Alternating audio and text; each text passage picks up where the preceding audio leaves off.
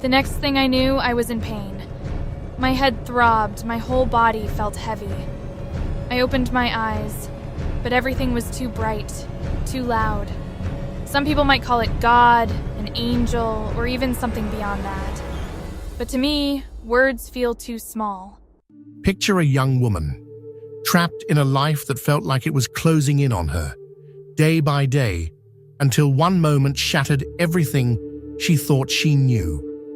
Bonnie was living an ordinary life, or so it seemed, until a single encounter turned her world upside down and led her to an experience so profound that words can barely contain it. This is Bonnie's story, a journey that began in fear but unfolded into something beautiful beyond belief. It's a story of survival, transformation, and a glimpse into a world none of us can truly understand, until we cross that line ourselves. My name is Bonnie, and I died on March 12th, 2024. Well, technically, my heart stopped for nearly 4 minutes. And in that time, I experienced something that changed me forever. This is my story. It began with another fight. But this time, I didn't come back from it the same person I was before. Derek and I had been together for years, and by then, I should have left. I know that now. But he had his grip on me in more ways than one. He was furious that day. I can't even remember why. Maybe something at work, or maybe just the drinking. But his face turned that terrible, deep red, the color that always made my heart race with fear. As he got angrier, his hands started clenching and unclenching, the way they always did before things got bad.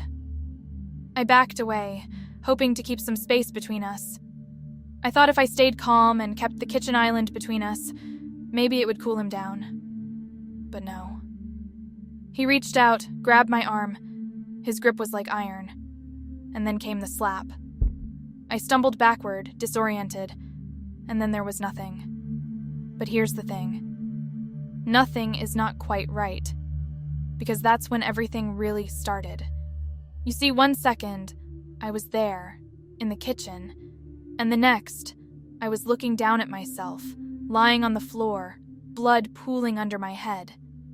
And I was calm, almost too calm, as if I'd just slipped out of my own skin and was watching someone else's life unfold in front of me. I watched Derek panic and run. And then, Sarah, my neighbor, came bursting through the door. She'd heard the commotion. Thank God for her. She knelt down beside me, checking for a pulse. Frantic, but determined. I wanted to tell her it was all right, that I was fine, but of course, she couldn't hear me. It was like I was a ghost, caught in a moment I couldn't change, just watching it all happen. And then it happened. I felt a pull. It was subtle at first, like a gentle tug in my chest. But it grew stronger, pulling me toward something. People always talk about a tunnel of light, and I thought I'd find that too, but it wasn't a tunnel. Not like you'd imagine, anyway. It was more like looking up from the bottom of a pool, seeing light pooling above, and that light pulling me up, inviting me in. I moved toward it, almost like floating. I wasn't even really making the choice. It was as if I was being carried, like a leaf on a river current. And as I got closer, I felt this vibration. Not a sound exactly, but more like a hum that ran through every part of me, like I was resonating with it. And the light.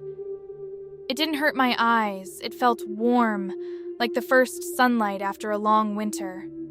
And then, all at once, I was wrapped in something so beautiful it took my breath away. Pure, unfiltered love. Like every joyful moment I'd ever felt was a small taste of this. That's when I saw my dad. He looked exactly like I remembered him before he got sick. He was grinning, with those deep laugh lines around his eyes. And without words, I could feel everything he wanted to tell me. How proud he was. How much he loved me. My grandma was there too, and even my old dog, Scout. I know it might sound strange to put Scout up there with my family, but that's just how it was. In that place, every bond of love felt the same, unbreakable. Then everything shifted, like someone pressed play on my entire life, all at once. Every single moment, from my happiest days to my worst ones, played out before me. I saw myself as a child, splashing in the backyard sprinkler, and as a teenager, crying after a boy humiliated me in front of everyone at lunch. I saw my choices, one by one, not only as I had lived them, but as they affected everyone around me, like ripples moving out in all directions. And I could feel it all, the joy I gave my mom when I made her breakfast on Mother's Day, the hurt I caused my friend when I lied to her.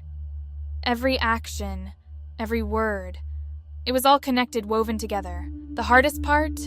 Seeing my relationship with Derek.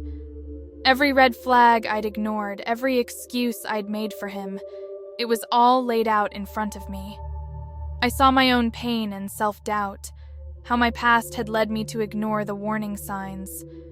But there was no judgment, no shame, only understanding, like I was seeing the entire story of myself for the first time. And then I felt something else, a presence that's hard to describe. It was pure light, pure love, more intense than anything else there. Some people might call it God, an angel, or even something beyond that. But to me, words feel too small. This presence spoke to me, not with words, but with feeling, and it showed me glimpses of what my life could still hold. How many people I could help, how much more love I could experience. And for the first time, it was entirely my choice to stay in this beautiful peace or to go back. For a moment, I wanted to stay. The peace was perfect. But then I saw my mom, and my heart broke a little. I saw her grieving me, saw the hole my death would leave in her life. I saw my sister's kids growing up without their aunt, all the moments I'd miss if I stayed. And so with a strange kind of resolve, I chose to go back. And the light faded. The next thing I knew, I was in pain. My head throbbed, my whole body felt heavy. I opened my eyes, but everything was too bright, too loud. The hospital was buzzing with machines and voices. Someone was saying my name. It took every ounce of strength I had to keep my eyes open. That was 8 months ago. And though life has continued, I know I'm different now. Derek's in jail, and for the first time in years, I feel free, like I can actually look forward to what's ahead. That fear I used to live with, it's gone. Now, even on the hardest days, I carry a piece of that light with me, a small reminder that love is the strongest thing we have. At night, when the world is quiet, sometimes I can still feel a little of that peace, a tiny echo of what I felt when I was, well, when I was gone. And that's what I want everyone to know. We're all connected, every one of us, and every choice we make leaves ripples in the lives of others. And that love, the love we give, the love we receive, it's what truly matters. If you or someone you know is in a situation like mine, please reach out. There is help, and there's a way forward. I promise you that. Thank you for listening to my story, and until next time, take care, stay safe, and hold on to the love that connects us all.